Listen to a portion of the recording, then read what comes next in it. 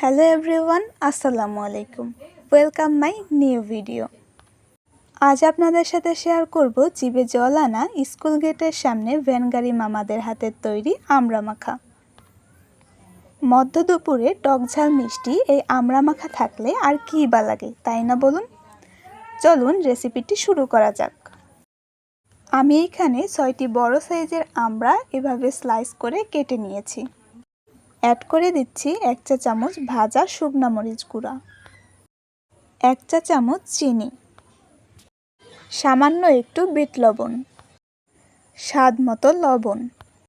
আরও অ্যাড করে দিচ্ছি ধনিয়া পাতার কুচি। এটি একদম অপশনাল, আপনারা চাইলে স্কিপও করতে পারেন। অ্যাড করেছি 1 চামচ সরিষা বাটা। এখন এগুলোকে খুব ভালোভাবে মেখে নিতে হবে। এমনভাবে মাখতে হবে যেন প্রত্যেকটি আমড়ার গায়ে মশলাটা খুব ভালোভাবে মিশে যায়। দেখুন, আমি খুব ভালোভাবে আমড়াগুলোকে মেখে নিয়েছি। সো ভিউয়ার, তৈরি হয়ে গেল খুব লোভনীয় মজাদার আমড়া মাখা।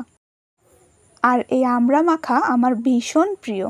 আপনারাও চাইলে এরকম আমড়া মাখা বাসায় বানিয়ে খেতে পারেন। আমড়ায় রয়েছে প্রচুর পরিমাণের পুষ্টি গুণাগুণ, আর বাজারে অ্যাভেলেবেল এখন আমড়া পাওয়া যায়। আজকের ভিডিও এখানেই শেষ করছি। আপনাদের যদি আমার ভিডিওটি ভালো লাগে তাহলে ফলো দিয়ে পাশে থাকুন।